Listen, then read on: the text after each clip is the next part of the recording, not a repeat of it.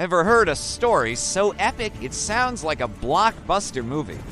We're talking about a shepherd boy who becomes a giant slayer, a fugitive who becomes a king, a flawed hero whose legacy echoes through millennia. Today, we read diving deep into the incredible life of one of history's most fascinating figures, King David. Our story begins not in a palace, but in the humble fields of Bethlehem. David was the youngest of 8 sons, often overlooked, tasked with the lonely job of tending his father's sheep. But it was here, in the quiet solitude of nature, that David developed a deep faith and incredible courage. He wasn't just watching sheep, he was fending off lions and bears, honing the skills that would soon shock an entire nation. Meanwhile, Israel was in a state of crisis. The current king, Saul, had fallen out of favor with God, and the prophet Samuel was sent on a secret mission to anoint a new king. He arrived at David's family home, and one by one, David's tall, impressive older brothers were presented. But Samuel was told not to look at the outward appearance, but at the heart. Finally, they called for the youngest, David, from the fields. The moment Samuel saw him, he knew this was the one. In a quiet, private ceremony, David was anointed as the future king of Israel. But his path to the throne was anything but direct. Soon after, the Philistine army gathered for war against Israel, and they had a secret weapon, a fearsome giant named Goliath. For 40 days, Goliath taunted the terrified Israelite army, challenging any man to single combat. No one dared to step forward. This is when David, sent by his father to bring supplies to his brothers on the front lines, arrived at the camp. He heard Goliath's taunts and was outraged. He couldn't understand why everyone was so afraid. Filled with faith, he declared he would fight the giant. King Saul was skeptical. "You're just a boy," he said. But David recounted his battles with lions and bears, convincing Saul to let him try. Refusing the king's heavy armor, David walked onto the battlefield armed with only his shepherd's staff, a sling, and 5 smooth stones he picked from a stream. Goliath laughed when he saw the young boy approaching. But David's confidence wasn't in himself, it was in a higher power. He proclaimed, "You come against me with sword and spear, but I come against you in the name of the Lord Almighty."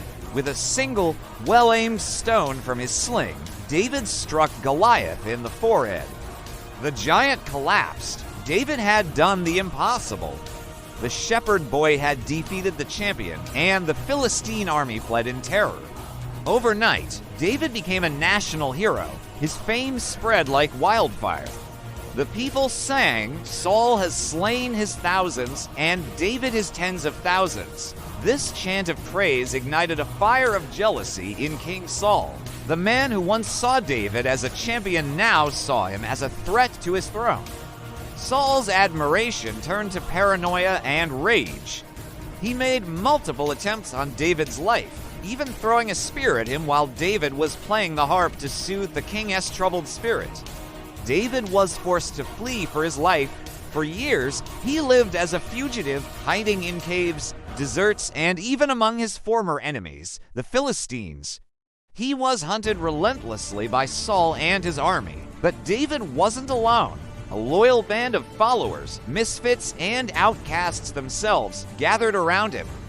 They saw his leadership and his noble character. During this time, David had to golden opportunities to end his suffering. Twice, he found King Saul in a vulnerable position, completely at his mercy. His men urged him to strike to take the throne that was rightfully his. But both times, David refused. He would not harm the one God had anointed. Instead, he secretly cut off a corner of Saul's robe once, and took his spear and water jug another time as proof that he could have killed him but chose not to. He showed remarkable restraint and respect, proving his character was truly fit for a king. Eventually, the tragic reign of Saul came to an end in a battle against the Philistines. After Saul's death, the path was finally clear. The people of Judah anointed David as their king, and soon after, all of Israel united under his rule. King David's reign marked a golden age for Israel. He captured the city of Jerusalem and made it his capital, establishing it as the political and spiritual center of the nation. He was a brilliant military strategist, securing the borders and bringing peace and prosperity to the kingdom. He was also a gifted poet and musician, and many of the beautiful psalms in the Bible are attributed to him, expressing the full range of human emotion, from joyous praise to deep despair and repentance. But David's story isn't a fairy tale. It's a human story, and that means it's a story of flaws and failures. His greatest moral failing came in the prime of his life. From his palace roof, he saw a beautiful woman named Bathsheba, and despite knowing she was married to one of his most loyal soldiers, Uriah, David summoned her and had an affair. When Bathsheba became pregnant, David tried to cover up his sin. He brought Uriah home from the battlefield, hoping he would spend time with his wife. But Uriah's integrity was so great, he refused to enjoy comfort while his comrades were at war. In a desperate and dark move, David sent Uriah back to the front lines with a letter instructing the commander to place him in the fiercest part of the battle and then withdraw, ensuring his death. David's plan worked. Uriah was killed, and David married Bathsheba. He thought he had gotten away with it, but he couldn't hide from God. The prophet Nathan was sent to confront the king. He told David a parable about a rich man who stole a poor man's only beloved lamb. David, filled with righteous anger, declared the rich man deserved to die. Nathan then pointed his finger at the king and said the powerful words, "You are that man." The weight of his sign crashed down on David. He was utterly broken. Unlike Saul, who made excuses, David's repentance was deep and genuine. His heartfelt cry for mercy is recorded in the powerful words of Psalm 51. "Have mercy on me, O God. Wash away all my iniquity and cleanse me from my sin." Though he was forgiven, the consequences of his actions haunted his family and his kingdom for the rest of his life. There was turmoil, rebellion, and heartbreak, including a devastating rebellion led by his own son, Absalom.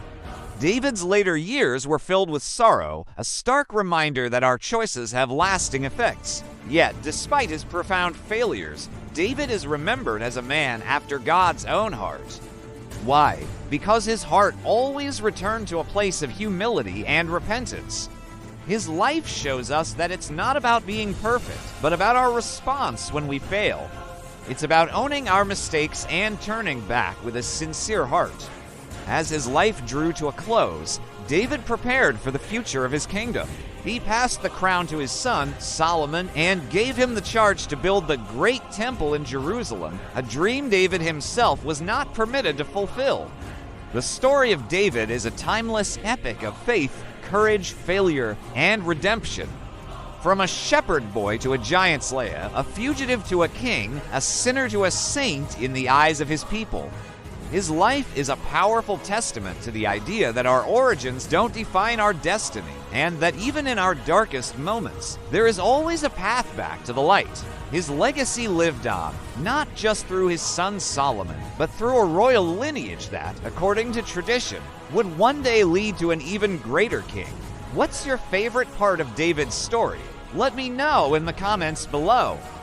Thanks for watching, and if you enjoyed this journey into the past, make sure to like and subscribe for more epic stories. See you next time!